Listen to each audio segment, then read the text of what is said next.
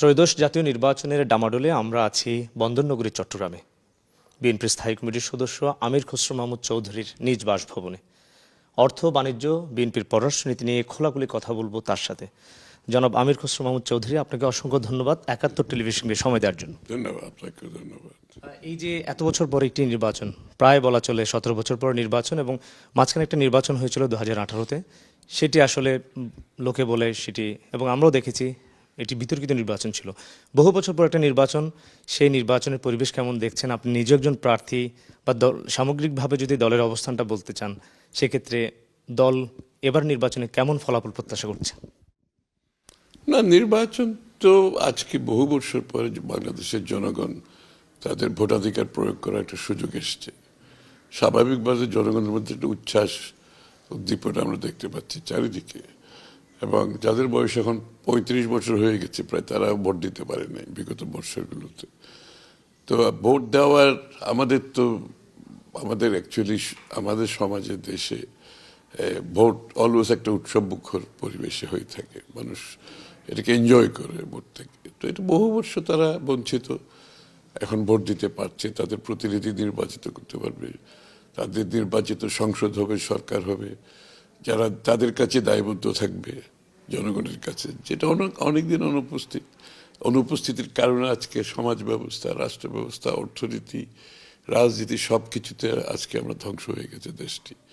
তো আজকে এখান থেকে উত্তরণের অপেক্ষায় সমস্ত জাতি আজকে আগ্রহ, উৎসাহ নিয়ে অপেক্ষা করছে একটি নির্বাচনের মাধ্যমে সেই আবার গণতান্ত্রিক অর্ডারে দেশটা ফিরে আসবে এবং তাদের রাজনৈতিক, সাংবিধানিক, গণতান্ত্রিক অধিকার তারা ফিরে পাবে, মালিকানা ফিরে পাবে, যেটা আমরা এত বছর ভুলে আসছি। কেমন ফলাফল প্রত্যাশা করছেন? ফলাফল তো একটা জিনিস মনে রাখতে হবে, বাংলাদেশের প্রত্যেকটি ক্রান্তি লগ্নে বাংলাদেশের কিন্তু আস্থা, জনগণ আস্থা রেখেছে বিএনপির উপরে। আপনি দেখেন একদলীয় বাকশাল শাসনের পরে জিয়াউর রহমান সাহেব, তারপরে স্বৈরাচার এরশাদের সময়, আবার দেশনেত্রী বেগম খালেদা জিয়ার নেতৃত্বে শুরু থেকে শেষ পর্যন্ত যে আন্দোলন, তার মাধ্যমে তার পতন, এরপরে আপনার ১/১১-র বিরুদ্ধে বেগম খালেদা জিয়ার অবস্থান, পরবর্তীতে বেগম খালেদা জিয়া এবং তারেক রহমানের এই গণতন্ত্র ফিরে পাওয়ার বিরুদ্ধে ফ্যাসিস্ট সরকারের বিরুদ্ধে অবস্থান, জাতিকে ঐক্যবদ্ধ করে তার পতন ঘটানো। সুতরাং বাংলাদেশের প্রত্যেকটি ক্রান্তি লগ্নে যে বিএনপির উপর জনগণ আস্থা রেখেছে, যে বিএনপি জনগণের উপর আস্থা রেখে রাজনীতি করেছে সবসময়, তা আজকেও এই ক্রান্তি লগ্নে আমি মনে করি বাংলাদেশের জনগণ বিএনপির উপর আস্থা রাখছে। সেটা আমরা খুবই প্রতীয়মান। আপনি যখন যে কোনো ইলেকশন ক্যাম্পেইনে গেলে আপনি দেখতে পারবেন জনগণ বিএনপির উপর তাদের সমর্থন জ্ঞাপন করছে, এবং মানুষের ঢল যেখানেই যাচ্ছে সেখানে বিএনপির পক্ষে যাচ্ছে, এবং যারা চাচ্ছে বিএনপির মাধ্যমে এই সংকট থেকে উত্তরণ ঘটুক। আপনারা দীর্ঘদিন ফেসিবাদ বিরোধী আন্দোলনে আপনাদের বক্তব্যে প্রায় আসতো যে শেখ হাসিনা দেশের অর্থনীতি ধ্বংস করে দিয়েছে। বাস্তবিক অর্থে দেশের অর্থনীতির যে এই মুহূর্তে আপনার কাছে সবথেকে বড় ঝুঁকির জায়গাটা কি? সেই ঝুঁকি মোকাবেলায় বিএনপির বড় শক্তির জায়গাটা কি? না, ঝুঁকি তো পুরো অর্থনীতি, কোনো বিশেষ দিক তো না। এখানে ধরেন আজকের প্রথম হচ্ছে ব্যাংকিং ব্যবস্থা পুরো ধ্বংস হয়ে গেছে, শেয়ার বাজার ধ্বংস হয়ে গেছে। তারপরে আপনার যেহেতু ব্যাংকিং ব্যবস্থার এবং একটা বড় অংশ ব্যাংকগুলো থেকে বিদেশে লোপাট করে বাইরে পাঠিয়ে দেওয়া হয়েছে, একটা বড় অঙ্ক যেটা বাইরে চলে গেছে, সেটা তো অর্থনীতিতে একটা শূন্যতা সৃষ্টি করেছে, যার ফলে আজকে আমাদের শিল্পগুলো সাফার করছে, কষ্ট ব্যবসায়ীরা সাফার করছে। যেখানে আপনি দেখবেন এখন কিন্তু প্রতিনিয়ত আপনার লোকজন চাকরি হারাচ্ছে, দারিদ্রতা বাড়ছে, তারপরে আপনার নতুন কোনো বিনিয়োগ হচ্ছে না, শিল্পের ইন্টারমিডিয়েট যে র মেটেরিয়াল সেটার আমদানি কমে যাচ্ছে, মূলধনী যন্ত্রপাতি আমদানি কমে যাচ্ছে, ব্যাংক থেকে ব্যক্তি খাতে যে ঋণ গ্রহণ সেটা কমে যাচ্ছে। সবকিছু মিলিয়ে অর্থনীতিটা পুরোপুরি নিম্নগামী, এবং জিনিসপত্রের দাম যেহেতু কিছুটা কমে, বাট আবার মানুষের এখনো অনেকের আওতার বাইরে, কেন ক্রয় ক্ষমতার বাইরে চলে গেছে, যে জন্য পভার্টি লেভেল, আপনার দারিদ্রতা আবার বেড়ে বেড়ে যাচ্ছে সব সারা দেশে। তো সব কিছু মিলিয়ে এখান থেকে বেরিয়ে আসতে গেলে আগামী দিন সরকারের জন্য একটা কঠিন চ্যালেঞ্জের মুখে পড়তে হবে। এই যে বললেন প্রচুর টাকা পাচার হয়েছে, খেলাপি ঋণের যে একটি বিষয় রয়েছে, সেই জায়গাগুলোতে আপনি কি মনে করেন যে আসলে এটা শুধু অব্যবস্থাপনার জন্যই এই ব্যর্থতা, নাকি এখানে একটা রাজনৈতিক ইন্ধন বা মদত ছিল? কি মনে হয়? এবং এবং এই যে আপনারা যদি ক্ষমতায় আসেন, সেক্ষেত্রে কাদেরকে প্রথম জবাবদিহিতার আওতায় আনবেন? না, এখানে তো পুরো ইকোনমিক যে মডেলটা ছিল সেটা তো একটা পৃষ্ঠপোষকতার অর্থনীতি, অলিগার্কিক অর্থনীতি। সুতরাং সেখানে তো অলিগার্কিক অর্থনীতি, পৃষ্ঠপোষকতার অর্থনীতি যখন হবে, তা একটা গোষ্ঠীর কাছে সম্পদ পুঞ্জীভূত হবে, সেটাই হয়েছে, আর বাকিরা বঞ্চিত হয়েছে। তো সুতরাং আপনাকে তো অর্থনীতিতে, যেই জন্য আমরা বিএনপির পক্ষ থেকে একটা কথা পরিষ্কার বলছি, অর্থনীতিকে গণতন্ত্রায়ন করতে হবে। শুধু রাজনীতিকে আপনি গণতন্ত্রায়ন করবেন, কিন্তু অর্থনীতিকে জনগণ, সাধারণ মানুষকে বঞ্চিত করে অর্থনীতির সুফল শুধু একটা গোষ্ঠীর হাতে যাবে, সেটা তো গণতন্ত্রের লক্ষণ না। আমরা যে গণতন্ত্রের কথা বলছি, শুধু রাজনৈতিক গণতন্ত্র না, অর্থনৈতিক গণতন্ত্রায়ন করতে হবে। জনগণের যে বাংলাদেশের উন্নয়নের, অর্থনীতির কাজ করবে, সাথে বাংলাদেশের মানুষের অংশীদারিত্ব থাকতে হবে, তাদের একটা লেভেল প্লেয়িং ফিল্ড থাকতে হবে, সহজে তা অংশগ্রহণ করতে পারে, এবং সেই অর্থনীতির সুফল জনগণের কাছে যেতে হবে, শুধু একটি গোষ্ঠীর কাছে না। এইটাই হচ্ছে, আমরা এই জন্য প্রত্যেকটি গোষ্ঠীর জন্য আমাদের অর্থনৈতিক যে নতুন মডেলের কথা আমরা চিন্তা করছি, প্রত্যেকটা গোষ্ঠীর উপর বিনিয়োগের একটা বিষয় আছে এখানে, তার মাধ্যমে তাদের জীবনযাত্রার মানকে তুলে আনা। এটা হচ্ছে আমাদের মূল লক্ষ্য আগামী দিনের অর্থনীতিতে। পাচার হওয়া টাকা ফেরত আনার ক্ষেত্রে বিএনপি তার দৃঢ় ভূমিকা রাখবে কিনা? অবশ্যই, এটা তো ইতিমধ্যে আমরা কিছু কাজ শুরুও করেছি। আমরা কিছু কিছু এই টাকাগুলো ফেরত আনার ব্যাপারে যারা স্পেশালাইজ যে ফার্মগুলো কাজ করে, তাদের সাথে কথাও বলেছি, এবং এর মাধ্যমে গভর্নমেন্ট টু গভর্নমেন্ট একটা আছে, প্রাইভেটলি এইসব কাজগুলো করতে হয়। তো আমাদের কাজ আমরা শুরু করেছি। অবশ্যই একটা বিশাল অঙ্কের টাকা যেটা চলে গেছে, তার কতটুকু যত বেশি আনা যায় সেই চেষ্টা আমাদের পক্ষে, আমরা অলরেডি কাজ শুরু করেছি, এবং যদি জনগণের ভোটে আমরা দায়িত্ব পাই, বাকি কাজটা আমাদের করতে হবে। এই যে মূল্যস্ফীতি, ডলার সংকট কিংবা রিজার্ভ যে চাপ, সেই চাপ মোকাবেলায় ক্ষমতায় যাওয়ার পরে আপনাদের 100 দিনের একটা যদি সিদ্ধান্ত বা দ্রুত সময়ে আপনাদের কি পরিকল্পনা আসলে দেশটাকে একটা ভালো জায়গায় নিয়ে যেতে?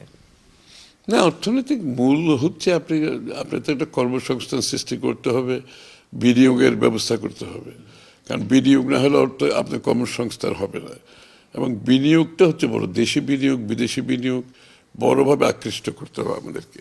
তার মাধ্যমে আবার অর্থনীতিকে রিভাইভ করতে হলে বিনিয়োগের মাধ্যমে, কর্মসংস্থান সৃষ্টির মাধ্যমে, প্রোডাক্টিভিটির মাধ্যমে, রপ্তানির মাধ্যমে, সাপ্লাই চেইনের একটা স্ট্রং পজিশনে যেতে হবে আমাদেরকে, এবং এটাই মাল্টিপ্লাই করতে করতে তার বিনিয়োগ না হওয়াতে, অর্থনীতি ভালো না করলে আপনার ট্যাক্স জিডিপি রেশিও আমাদের খুবই খারাপ। তাহলে আপনাকে ট্যাক্স জিডিপি রেশিও বাড়াতে গেলে তো বিনিয়োগ করতে হবে, অর্থনীতিকে চাঙ্গা করতে হবে। এই যে কর্মসংস্থান সৃষ্টির কথা বলছেন, আপনি আপনার বক্তব্যে নানান সময় বলেছেন যে 1 কোটি মানুষের কর্মসংস্থান সৃষ্টি করবে বিএনপি। সেটি আসলে কিভাবে করবেন? আমাদের সব ক্ষেত্রে আপনার তো বিনিয়োগ, আপনি এখানে শিল্পের মধ্যে বিনিয়োগের মাধ্যমে এই এত লোকের কর্মসংস্থান করা যাবে না। এখানে 3টে দিক আছে: দেশের মধ্যে কর্মসংস্থান, দেশের বাইরে কর্মসংস্থান, আত্মকর্মসংস্থান। সব কিছু মিলে আপনাকে অর্থনীতিকে সেই দিকে নিয়ে যেতে হবে, এবং সেই জন্য শুধু শিল্পায়নের মধ্যে সীমিত রাখলে চলবে না, সেটা ট্রেডিংয়ের মধ্যে আছে। আমাদের দেশে যে বিভিন্নভাবে মানুষজন গ্রামে গঞ্জে কাজ করছে, কৃষক, শ্রমিক, তারপরে আপনার আমাদের কামার কুমার থেকে শুরু করে, কুটির শিল্প থেকে শুরু করে, তাঁতি থেকে শুরু করে, যারা যেখানে কাজ করছে, এই জায়গাগুলোতে আমাদের বিনিয়োগ করতে হবে। বিনিয়োগ করে তাদেরকে ঋণ সহায়তা দিতে হবে, তাদেরকে ইনপুট দিতে হবে, তাদেরকে ডিজাইনিং সাপোর্ট দিতে হবে, তাদেরকে ব্র্যান্ডিং সাপোর্ট দিতে হবে, তাদেরকে মার্কেটিংয়ের জন্য প্ল্যাটফর্ম লাইক আলিবাবা, ইবে, তারপরে আপনার অ্যামাজন, এগুলোর মাধ্যমে দেশের বাইরে বিক্রির একটা প্ল্যাটফর্ম সৃষ্টি করতে হবে। এই জায়গাগুলোতে আমাদের বিনিয়োগ করতে হবে। এখন আমাদের যে জনগণের উপর করতে হবে, প্রত্যেকটি সেক্টরের মানুষের জীবনযাত্রার মান যাতে উঠে আসে, সেই জায়গা থেকে আপনার কর্মসংস্থান, এদের জীবনযাত্রার মান যদি এরা যদি এদের কর্মকাণ্ডের পরিধি যদি বেড়ে যায়, এরাই আপনি কর্মসংস্থান সৃষ্টি করবে। তারপরে স্পোর্টস ইকোনমি আছে, স্পোর্টসের মাধ্যমে একটা বড় ইকোনমি আছে, কালচারাল ইকোনমি আছে, থিয়েটার, মিউজিক, ফিল্ম, এগুলো তো ইকোনমির পার্ট। আমরা এগুলোকে মনিটাইজ করতে পারি। আমাদের যে পেইন্টার, এই যে ছেলে মেয়েদের এত হাজার হাজার ইয়াং ছেলে মেয়েরা, এগুলোকে মনিটাইজ করতে হবে। সুতরাং এই সুযোগগুলো সৃষ্টি করার মাধ্যমে সর্বক্ষেত্রে কর্মসংস্থান সৃষ্টি করতে হবে। আইটি রিলেটেড টেকনোলজিক্যাল যে ডেভেলপমেন্ট হচ্ছে, এখানে আমাদের একটা বড় ধরনের কর্মসংস্থানের সুযোগ আছে। আইসিটি রিলেটেড, এটা অনলাইন ট্রেডিং বলেন, আপনি কল সেন্টার বলেন, ডেটা সেন্টার বলেন, এবং এটার সাথে জড়িত একটা বিশাল এমপ্লয়মেন্ট জড়িত আছে, যে টেকনোলজিক্যাল এমপ্লয়মেন্টের মাধ্যমে, যেটা আইসিটির মাধ্যমে বড় ধরনের, এবং এআই একটা বিষয় আছে এখানে। আপনি টেকনোলজিক্যালি যদি বিশ্বের সাথে তাল মিলিয়ে চলতে না পারেন, ওই লেভেলে থাকতে না পারেন, অর্থনীতি কিন্তু সামনের দিকে এগিয়ে নিয়ে যাওয়া কঠিন হবে। পোশাক শিল্প যেটি রয়েছে সেটি মূলত রপ্তানি নির্ভর থেকে বের হতে পারছে না। আপনার ক্ষমতায় গেলে বাণিজ্য নীতিতে কোন কোন খাতগুলোকে অগ্রাধিকার দেবেন? অনেকগুলো খাত আছে এখানে। তো আমাদের আপনার মেশিন টুলস থেকে শুরু করে আপনার কি বলে লাগেজ থেকে শুরু করে স্টাফ টয়েস থেকে অনেকগুলো রপ্তানি খাত আছে, যেখানে ইলেকট্রনিক্স আছে। এই অনেকগুলো রপ্তানি খাত আছে। আমরা সিদ্ধান্ত নিয়েছি ইতিমধ্যে অলরেডি। গার্মেন্টসে যেভাবে সুযোগ দেওয়া হয়েছে, back to back LC, bonded warehouse, যারা 100% রপ্তানি করবে তাদেরকে আমরা এই সুযোগগুলো দিয়ে দেবো। একেবারে ব্যাক টু ব্যাক এলসি এবং বন্ডেড ওয়্যারহাউস দেবো, এবং গার্মেন্টস শিল্প যেই সুবিধাগুলো ভোগ করেছে সবগুলো তাদেরকে দেওয়া হবে। তো আমরা দেখছি সেটা দেওয়া হলে অনেকগুলো খাত উঠে আসবে। দীর্ঘদিন ধরে আপনি বলছেন যে ব্যালেন্সড ফরেন পলিসির কথা, সেই জায়গায় চায়না, ভারত এবং যুক্তরাষ্ট্রের যে চাপ, সেই চাপ সামলে আপনারা ভারসাম্যটা কিভাবে বজায় রাখবেন? না, আমাদের বিএনপির পলিসি তো সবসময় মাল্টিল্যাটারালিজম ছিল। আমাদের কোনো বিশেষ কান্ট্রি সেন্ট্রিক পলিসি বিএনপি কোনো সময় গ্রহণ করে নাই, বিগত দিনও গ্রহণ করে নাই, সামনেও করবে না। আমাদের বাংলাদেশের স্বার্থে, বাংলাদেশের জনগণের স্বার্থে যাদের সাথে যতটুকু সম্পর্ক রাখার দরকার সেই সম্পর্ক আমরা রাখবো। ভারতের সাথে সম্পর্কটা কি সেম? প্রত্যেকের সাথে আমরা কোনো কান্ট্রি সেন্ট্রিক আমরা পলিটিক্স ফরেন পলিসি করবো না।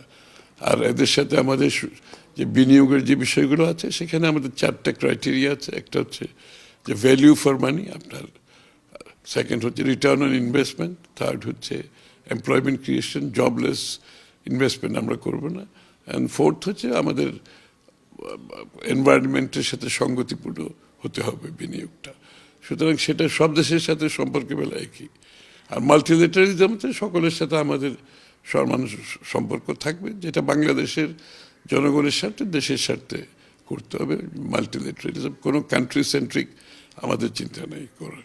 রোহিঙ্গা সংকট একটা আন্তর্জাতিক ইস্যু ছিল, এখন আঞ্চলিক বোঝায় পরিণত হয়েছে। সেই জায়গায় বিএনপিটাকে কূটনৈতিকভাবে কিভাবে মোকাবেলা করবে? না, সেটাও আগে তো আমরা বিএনপি দুবার এই সমস্যার সমাধান করেছি। জিয়া রহমান সাহেব একবার করেছেন, দেশনেত্রী বেগম খালেদা জিয়া করেছেন।